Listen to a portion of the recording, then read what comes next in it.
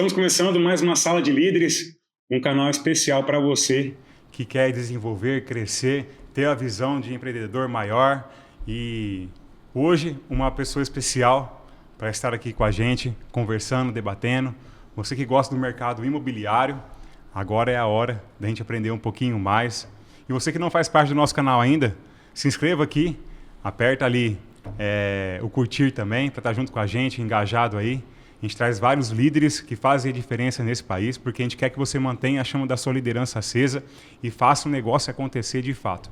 Então hoje nós estamos aqui com Claudecir Contreira, mais conhecido como Contreira, que ele é o presidente do Cresce do Mato Grosso. Isso. Contreira, seja bem-vindo. Um bate-papo aqui com você, especial, para a gente poder contribuir um pouquinho mais com as pessoas, com conhecimento, com visão.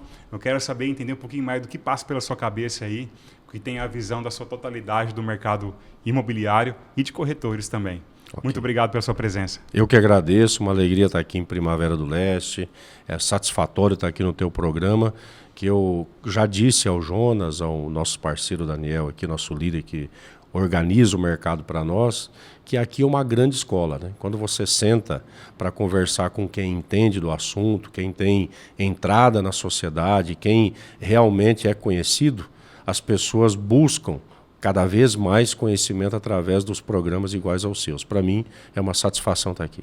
Muito bom. Então vamos lá? Vamos começar então? Para as pessoas conhecerem também um pouquinho mais quem é o Contreira. Contreira, conta aí rapidamente a sua história, como você chegou à presidência do Cresce. E por quê, né? Por que esse mercado? Eu já vou antecipar que eu cheguei à presidência do Cresce porque eu detestava o Cresce, né? Olha só. Aí eu busquei ser presidente para ver por que eu detestava o Cresce, né? Porque o Cresce é uma autarquia pública, né, Daniel? Uhum. E como tudo que é público, nós que somos do interior do Paraná, nascido lá, ainda nos anos 70, em Medianeira. E aí vindo para o Mato Grosso ainda nos anos 70, final dos anos 70 e 79, exatamente para Sinop, nós não fomos educados para necessariamente gostar nem da capital Cuiabá, infelizmente temos que dizer isso, né? Era uma injustiça, isso era uma crítica absurda, e também não gostar do funcionário público, infelizmente. E o Cresce é uma autarquia pública, e na época eu tinha uma opinião muito crítica em relação a isso, e com razões às vezes, né? Muito pela injustiça, pelo desconhecimento que nós não tínhamos lá no interior, mas também por descaso. Esse descaso me fez não gostar da entidade, não gostar. Eu sou a terceira geração de corretores, porém o primeiro legalizado, né, da família, e eu queria que o Cresce fosse um órgão diferente, mais atuante, mais protetivo da sociedade e não apenas do corretor, um órgão que se preocupasse de fato e de direito, dando segurança para o investidor. O ambiente seguro para fazer investimentos sempre foi muito importante na minha visão, na visão de estudante que fui, de madeireiro que fui, né, de corretor, de briqueiro. Antes de me legalizar, com 16 anos apenas, eu já estava comprando e vendendo terreno, e eu sempre busquei segurança, eu sempre busquei cidades prósperas, né? E Sinop é um grande exemplo de prosperidade, então eu me criei, eu vi Sinop crescer, então eu me formei com esse pensamento, esse desejo e essa vocação pelo trabalho, principalmente em relação ao mercado imobiliário, que desde cedo eu estudei muito nesse aspecto, fiz muitos cursos, né, na área da construção civil, do mercado imobiliário, e eu aprendi, Daniel, que o setor produtivo que mais gera emprego, trabalho, renda e pulveriza isso na sociedade desde a sua base é sim o mercado imobiliário, através de toda a sua cadeia produtiva, desde a extração do cimento, do material de construção, do dono do loteamento, do dono da construtora, né, do corretor de imóveis, do engenheiro, do arquiteto, do pedreiro, do mestre de obra. Eu ficaria aqui falando muito sobre várias atividades que existem dentro desse segmento tão importante que é o mercado imobiliário. Legal. Você comentou um pouquinho aí sobre segurança do mercado. Você quer dizer que existe uma segurança grande hoje, ou talvez uma insegurança, da parte do investidor e também da parte do corretor? E o que está sendo feito para isso diminuir e trazer essa certeza desse mercado imobiliário? Projetos de leis. né? O Cresce hoje, eu iniciei a minha caminhada no Cresce ainda em 2016 como diretor secretário.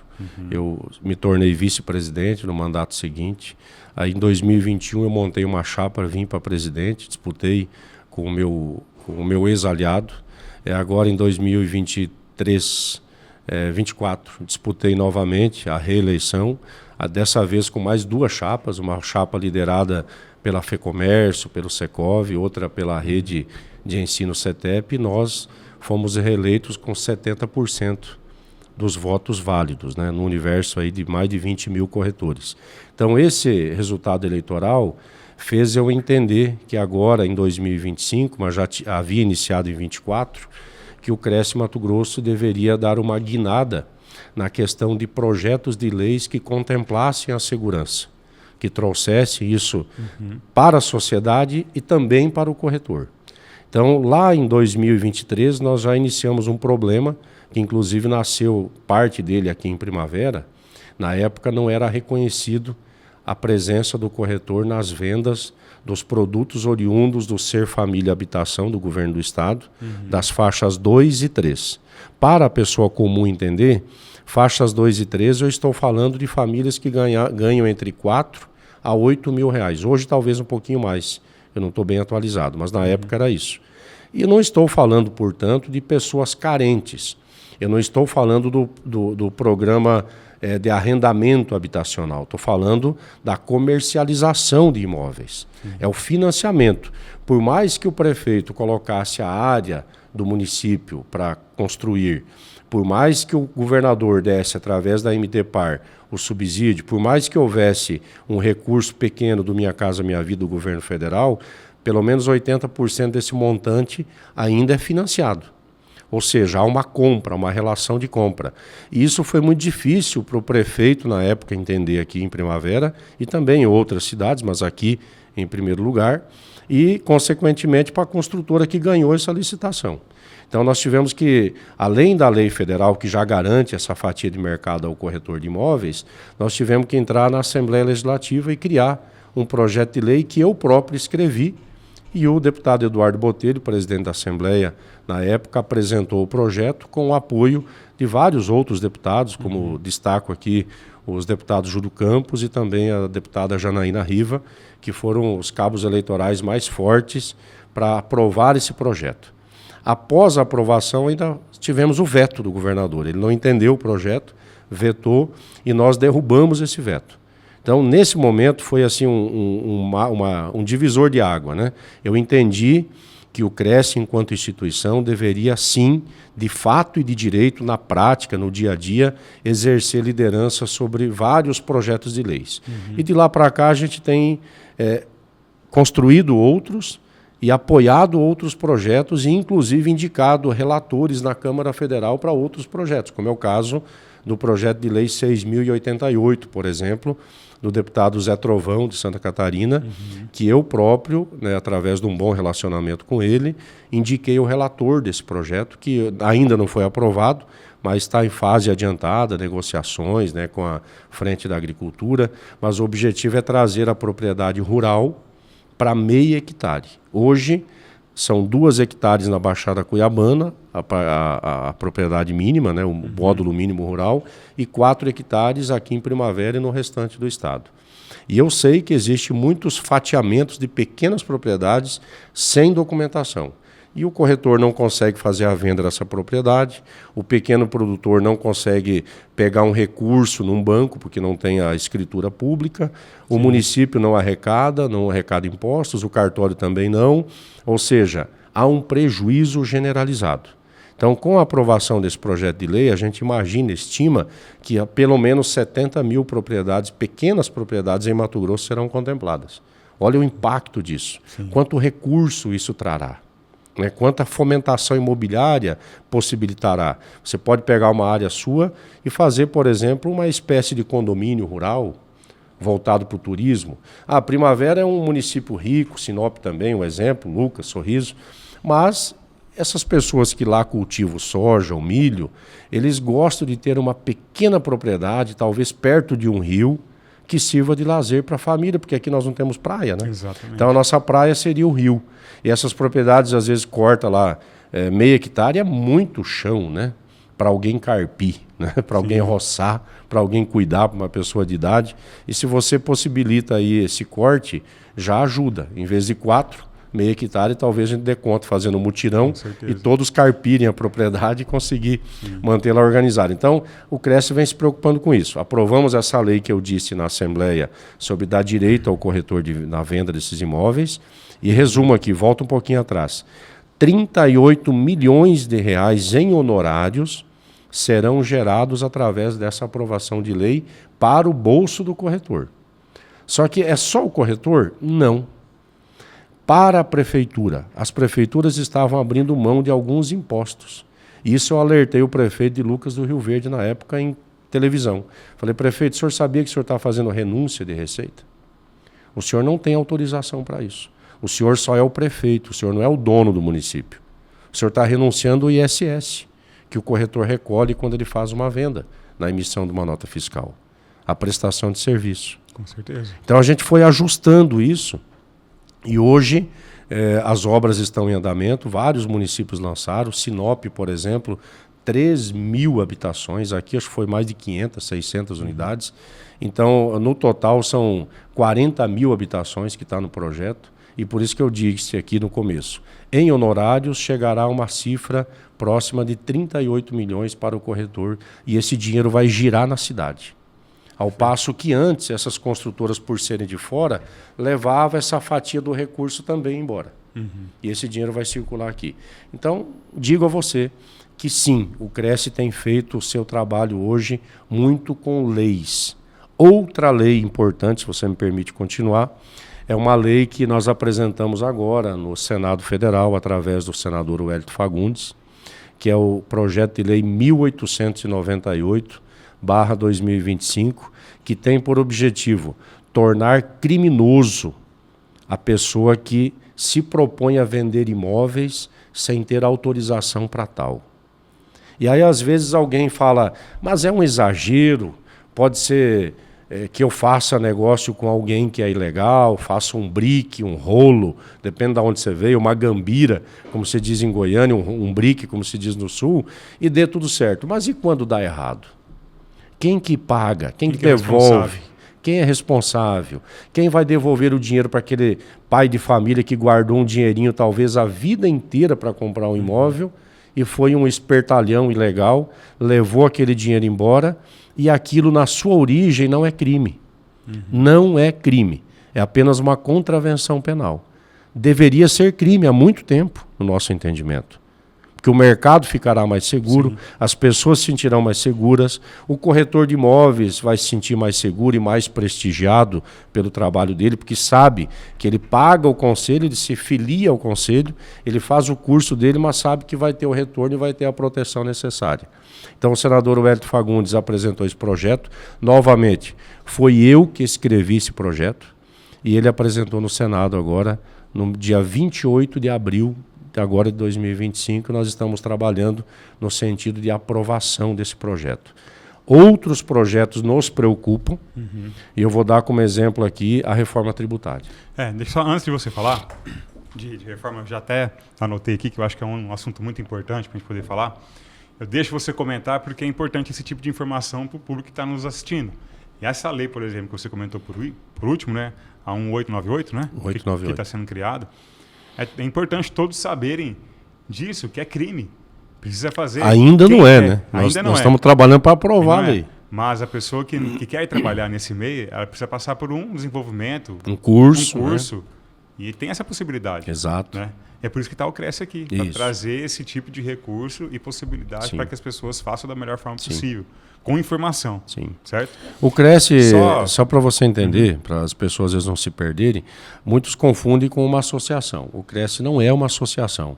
O CRES ele é uma autarquia pública federal e foi criado há 63 anos atrás para proteção à sociedade, ou seja, fiscalizar o mercado imobiliário. Na prática, no exercício profissional, o CRES é hoje a polícia do mercado imobiliário. Exatamente.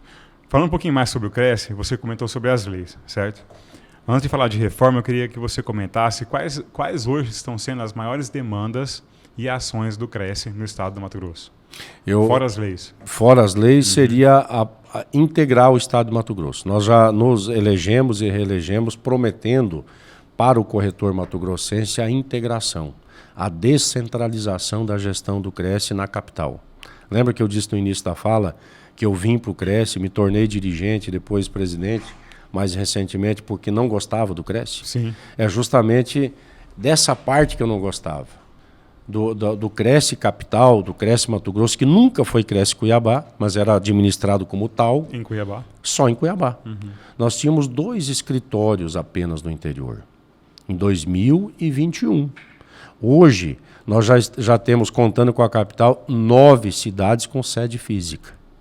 Vocês estão criando capilares, né? Está capilarizando o Cresce e trazendo novas possibilidades também. Concurso público, contratação de novos fiscais, compra de veículos, estruturando a parte da fiscalização. Tudo precisa de dinheiro, por exemplo, né? Até eu falo para o corretor e muitos assessores nossos, colegas, dizem assim: presidente, não fale sobre a arrecadação do Cresce que pode soar mal para o corretor. Eu penso que não. O corretor tem que ser muito miserável, né? Se ele achar que o órgão que ele é filiado a arrecadar está fazendo algo errado. De jeito nenhum. Né? Quando a gente assumiu em 21, nós arrecadamos um pouquinho mais de 5 milhões, era arrecadado no órgão. Em 22, o nosso primeiro mandato, já fomos para 6 milhões e 400. Em 2023, 8 milhões e 600. 2024, 11,9 milhões de reais arrecadado. E esse ano, 2025, a gente provavelmente arrecadará mais de 16 milhões de reais. Em apenas 3 anos e meio, nós estamos chegando a uma cifra. Por exemplo, hoje, no mês de julho, a gente fechou o mês de julho com 10,3 milhões já arrecadados. Esse recurso, esse dinheiro, é justamente para fazer o que nós estamos fazendo. Descentralizar a gestão, né, comprar veículos, contratar funcionários, porque a sociedade carece dessa proteção. E outra, né? Deixar mais próximo também a população, deixar mais próximo com relação a essa instituição. Isso. E dar mais assessoria, acessar melhor essas pessoas que consigam executar melhor o seu trabalho. Não, perfeito, legal. A gente tem um número que o estado do Mato Grosso é um dos únicos estados que vão crescer nos próximos 50 anos. Eu vi isso para o mercado imobiliário, eu fico imaginando as cifras, né?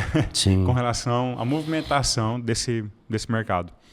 Eu queria que você passasse agora uma visão de presidente do Cresce, questão política, econômica, o que você olha para o Mato Grosso com essa visão de crescimento de 50 anos? Os dados econômicos são incontestes, né? A gente hoje, analisando a atual realidade, a gente tem muita fé em Mato Grosso, né? Mato Grosso tem, por exemplo, menos de 2,3% de desemprego. É muito difícil você achar, inclusive, mão de obra, né? Tanto para corretor, bem como para pedreiro, para qualquer coisa, né? Para empregadas domésticas, enfim, é muito difícil você achar mão de obra. Também o crescimento econômico, em 2024, superou a casa dos 10%. Nós somos o líder nacional, né? Nós somos o estado que mais se desenvolveu, o segundo colocado, acho que foi Santa Catarina, com 6 pontos alguma coisa. E o mais humilde com menos de 2%. Então imagine a distância que tem do Mato Grosso para vários estados do país. Sim. Porém, existem alguns fatores que nos preocupam enquanto dirigente da classe, mas principalmente me preocupa como corretor de imóveis que sou, como dono de imobiliária. Eu já me considero nativo, né, apesar de não ter nascido aqui. Mas são muitos anos aqui. Então eu procuro sempre fazer um alerta, né? Olha, que bom que eu estou em Mato Grosso. Talvez na década de 70, 60, o nativo tenha ficado para trás pensando a mesma coisa. Olha que bom que eu estou aqui, olha quanto gaúcho, quanto catarinense, quanto paranaense, quanto paulista, mineiro está chegando por aqui e eu moro aqui. E a gente bem sabe que a história hoje mostrou que, infelizmente, o nativo perdeu espaço para quem chegou. O mesmo processo está acontecendo hoje. Hoje, nós que já nos consideramos nativos por adoção ou por nascimento, que temos as nossas acomodações aqui, a casa da mamãe, do papai, da vovó, do vovô, talvez já estejamos acomodados. certeza. E eu vou dar um dado para você aqui muito forte. O IBGE, em 2022, identificou, e esse número continua vigente até os dias de hoje, até 2025. Todos os dias, pela primeira vez na história, os polos se inverteram, que eu digo polo populacional, né? São Paulo e Rio de Janeiro, que são grandes centros populacionais, têm perdido população para o Centro-Oeste. A cada dia que passa, São Paulo perde 49 paulistas para o Centro-Oeste. Vai dar 5 horas da tarde daqui a pouco, e eles vão perder 49 paulistas. Daqui a algumas horas, 5 horas da tarde, o Rio de Janeiro perderá 76 cariocas para o Centro-Oeste. Vocês estão entendendo o número disso? É muito forte. Isso significa que nós temos que nos preparar, porque junto com essa população, com certeza absoluta, e eu sei disso, pelo número de eventuais que são transferências de domicílio de corretores, é gigante no Cresce hoje. Então o corretor tem que, como diz o ditado popular, estilingar, né? Correr trecho. Tem que treinar muito, tem que se capacitar muito, tem que entender que a carreira de corretor é praticamente uma carreira solitária, que depende dele próprio. Não adianta querer achar que vai depender do Cresce, ou depender do patrão dele, do dono da construtora. É uma carreira boa, uma carreira forte, que dá bastante dinheiro, mas ela é solitária. Você tem que buscar um lugar ao sol. Só comentando aqui, isso que você comentou, eu acho extremamente importante, que é o que eu estou fazendo. Eu vejo muitas pessoas, muito empresário, paralisado, porque já acostumou com o Estado. Mas o Estado não parou ainda, ele continua crescendo. Exato. Os empresários não estão visualizando isso. É por isso que, já aproveitando aqui até, eu estou criei uma mentoria para puxar esses empresários e mostrar para ele o quanto que tem de oportunidade ainda, quanto dinheiro tem na mesa para poder arrecadar e também alavancar a empresa e trazer mais oportunidade ainda para o estado do Mato Grosso. Sim. Nós temos muitas pessoas boas aqui, só que elas não estão acreditando nelas mesmas, como empresários. Sim. Então, o que você está me falando, o mercado imobiliário está parecido também. Sim, está parecido. Está parecido. E as pessoas precisam se alertar a isso, que as pessoas estão vindo de fora e já os que estão aqui vão ficar para trás. É isso? Pelo menos para a carreira imobiliária, Daniel, eu vou até te pedir isso, né? Recomendar ou pedir, né? O dia que você realmente, de fato, for fazer essa assessoria ao empresariado de Mato Grosso... Já está fazendo. Já está fazendo, né? Talvez seja necessário você nos orientar para nós sermos melhores como empresários e não empresários. Há uma diferença, né? No meu modo de ver. Eu acho que eu devo me preocupar cada vez mais com a minha forma de atuar. Eu tenho imobiliária, mas eu não posso mais confiar na minha equipe que eu tento desenvolver, sem antes desenvolver a mim mesmo. Eu até posso cobrar dessa equipe, eu até posso, num futuro breve, esperar a produção dessa equipe, mas eu tenho que me autodesafiar. Esse é um pensamento que o empresário tem que ter hoje. Pelo menos o empresário do meu setor, né? Nós temos que nos autodesafiar a continuar fazendo as nossas vendas. Eu lembro, e o Cresce nesse sentido tem me atrapalhado muito, né? Mas eu lembro que eu já fui campeão nacional de vendas da empresa Rodobens, que hoje é RNI. Eu já fui destaque de venda 2 vezes da Brookfield, né, consultora também estabelecida em Cuiabá. Eu já tive os meus números, os meus louros do passado, né? Mas a gente não vive de glória. E hoje eu não consigo ter a mesma performance. Claro que eu arrumei muito mais coisa para fazer. Sim. Mas claro que também eu, de uma forma geral, não apenas eu como pessoa, como cidadão, mas todos os meus colegas empresários, talvez nos acomodamos um pouquinho por conta da feitura das nossas empresas, dos nossos CNPJs e das nossas equipes. Eu acho que eu deveria reaprender a ser empresário novamente, né? Assim como eu comecei, que a gente começou pequeno, né? Então talvez é hora de voltar às origens, porque não está fácil você profissionalizar a equipe sua, não está fácil você se autoprofissionalizar. Existem, o mundo está mudando, tem muita teoria, tem muito bambambam, tem muito terninho azul marinho no palco, tem muito sapatinho sem meia, muito calcinha apertada, mas o poder de fazer um fechamento de venda, de trazer para si aquela responsabilidade, tem diminuído, ao passo que o oba-oba do marketing tem aumentado muito, porém, sem uma estruturação, sem a capacidade do fechamento da venda, do fechamento do negócio, da boa escolha, da boa consultoria. Isso tem faltado. Eu vejo às vezes que as pessoas estão muito preocupadas em talvez se aparecer do que fazer o básico. Isso. O básico, bem feito, ele dá resultados. Isso. Ele dá resultados. E o básico é o básico mesmo. O básico é o básico. Você levantar muito cedo, né, correr na imobiliária, fazer o café, limpar o chão, pegar o telefone, mensagem, ligar. Isso aí. Ligar, né? A pessoa está esquecendo de ligar, né? Hoje o celular, a função dele mudou. Não é mais telefone. Serve para qualquer outra coisa, menos você pegar o celular e ligar. E isso não é bonito do ponto de vista empresarial. Pode ser uma tendência, mas nem tudo que é tendência generalizada significa que é bom. Com certeza, é isso mesmo. Mas vamos lá.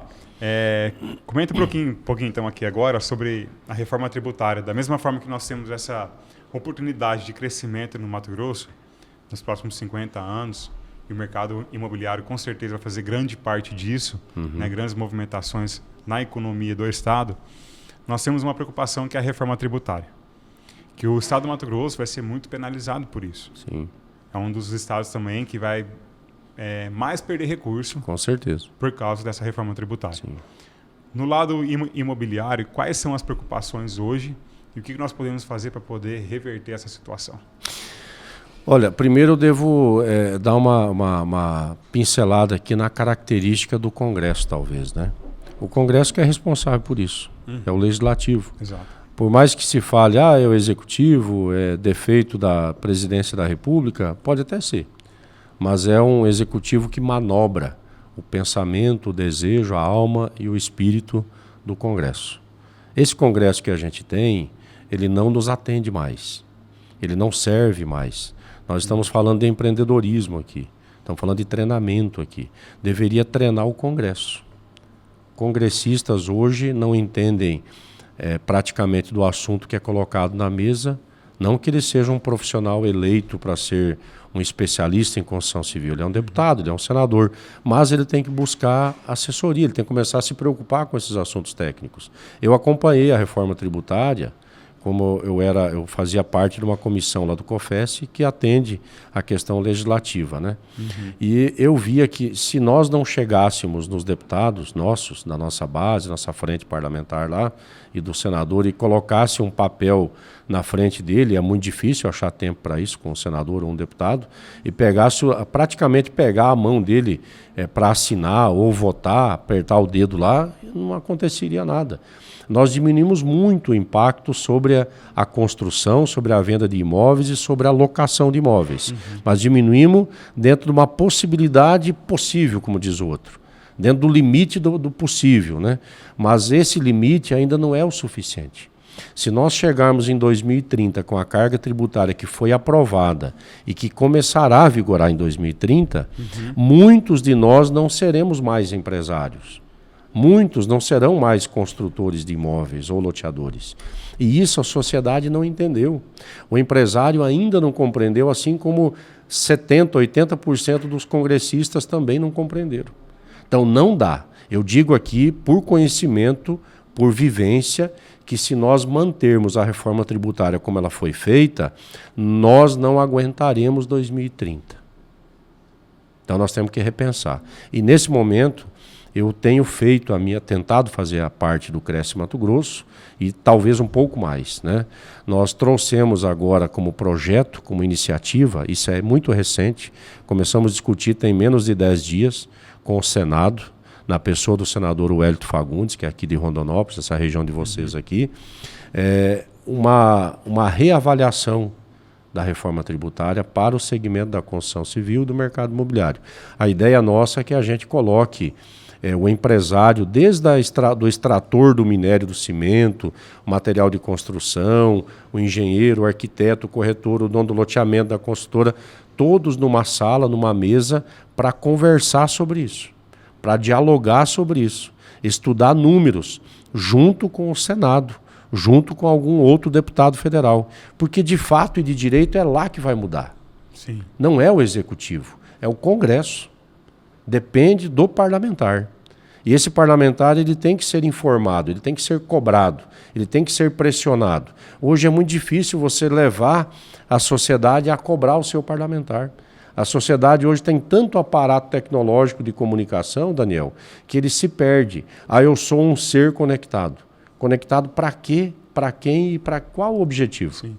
Né? Eu estou conectado, mas ao mesmo tempo não tenho tempo, e eu digo que não tenho tempo, de pegar um dedo, e dar um joia numa publicação ou um desjoia, né? Um negativo. Né? Eu ouço isso.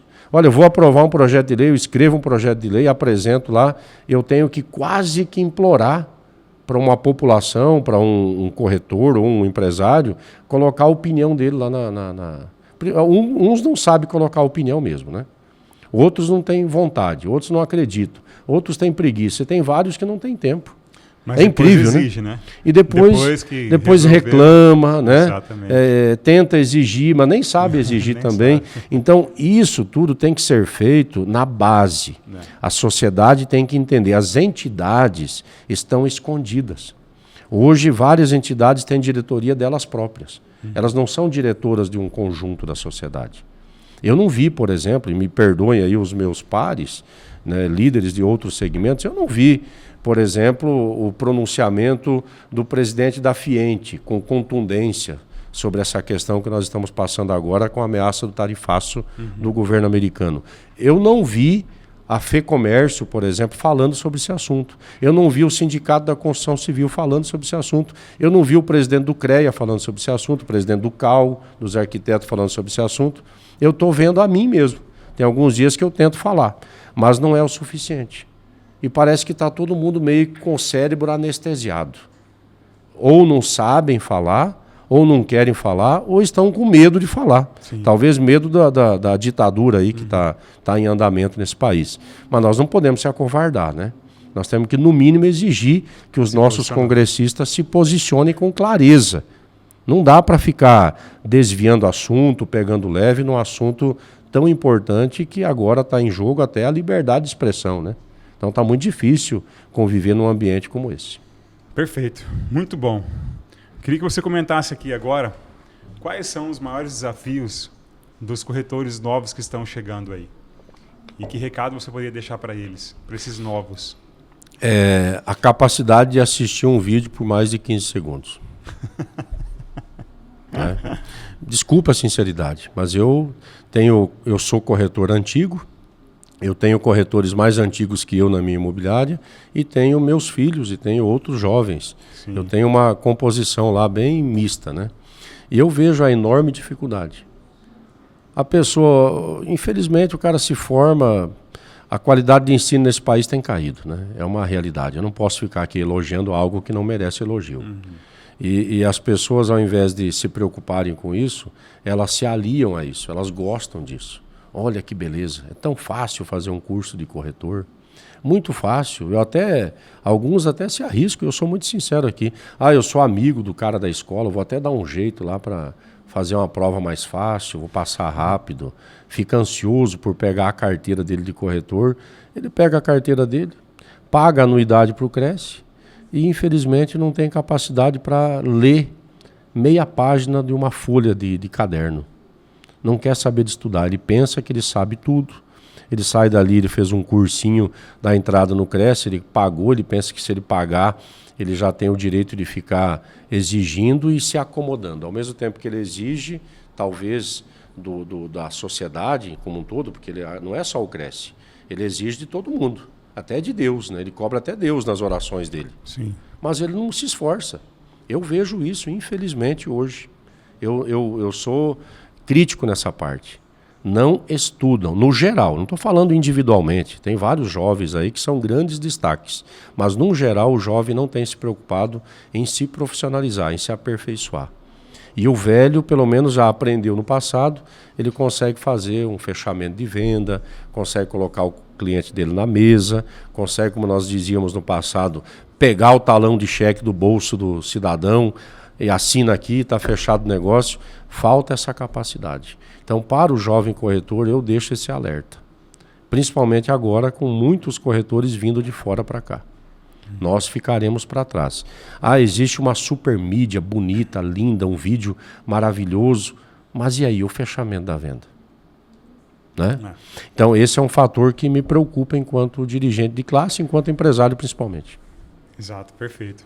Eu escutei uma vez uma frase, uma pessoa falou assim que ela abre a janela do apartamento dela e aí ela olha para a cidade inteira. E ela fala assim, uau, eu tenho tudo isso para vender.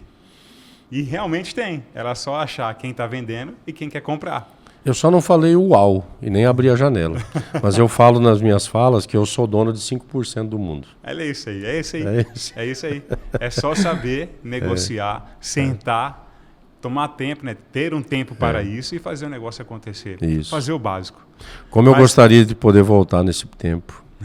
Né? E velho fala assim, né?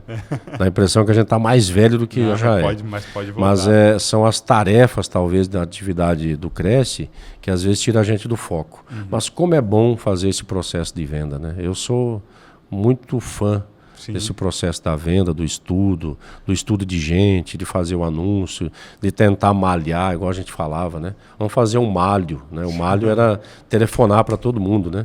E levava um monte de não, imitava vozes, imitava gaúcho, cearense, né? Ofertava, dizia o preço do imóvel, ia pro orelhão o seguinte, porque não era numa sala, né? Era no orelhão, né? É verdade. Era com um monte de ficha no bolso. Olha aí, tá vendo? Ninguém nem sabe o que é ficha telefônica mais, né? Mas era a gente investimento. A ficha era investimento. Investimentaço. Né? Você ia né? ligar e não sabia o retorno, mas era investimento. Exatamente. De 10 você ligava, se você saísse uma venda, estava tranquilo. E hoje tem ar-condicionado, sala confortável, Instagram, WhatsApp, Orkut, né? Tem Orkut ainda, né? Vai voltar. Está quase voltando o Orkut. E as pessoas ainda acham que né, não é suficiente. Então tem que saber a ferramenta que vai usar. Tem que Agora sim, isso. um assunto polêmico aqui. Nós vemos nesse mercado de corretores uma certa concorrência e às vezes desleal. É corretor querendo ganhar de corretor. Um apresenta, o outro vai lá por fora e vende algo que já foi apresentado. Existe algo para a gente combater isso aí? E qual recado você daria para esses que fazem isso? Eu acho que a melhor solução seria uma dose de bom caratismo, né? De sermos um pouquinho melhores como cidadãos. Né? Todos querem ganhar um pouquinho a mais. Pois é, mas esse é o cara que está fadado ao fracasso, né? Então, se serve como conselho, eu vou agora para o lado da espiritualidade. Eu nunca vi bandido se dar bem, né, na vida. E quando você faz isso, mas eu não sou bandido. Se você faz isso, você está cometendo algo que não é normal de se cometer. Você provavelmente, se você acredita em Deus, se você é um cristão, você pode acender uma luz vermelha aqui, né? Falar, olha, né? Eu acho que eu fiz algo errado. E realmente fez. Você tirou talvez o pão da boca de um colega seu. Isso não é legal, né? Então não sei se isso muda, né? Com a força. Talvez mude com entendimento, indo para a igreja, em vez de tomar uma, vai orar na igreja, né? Perfeito. Sei lá, né? Porque fica difícil, não tem treinamento para o cara se tornar ético.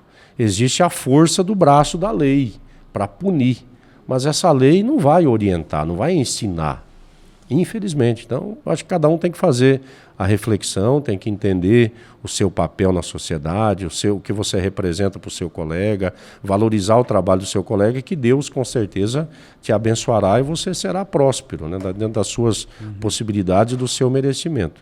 Não há muito conselho para se dar, só quero dizer que se houver a denúncia e a comprovação, o Cresce não vai prevaricar, o Cresce vai levar esse corretor para o Conselho de Ética e vai ter que punir, né? Nós não temos escolha, nós não fizemos a regra, a gente cumpre as regras, né? Então, como presidente, eu deixo esse alerta aí. Muito bom.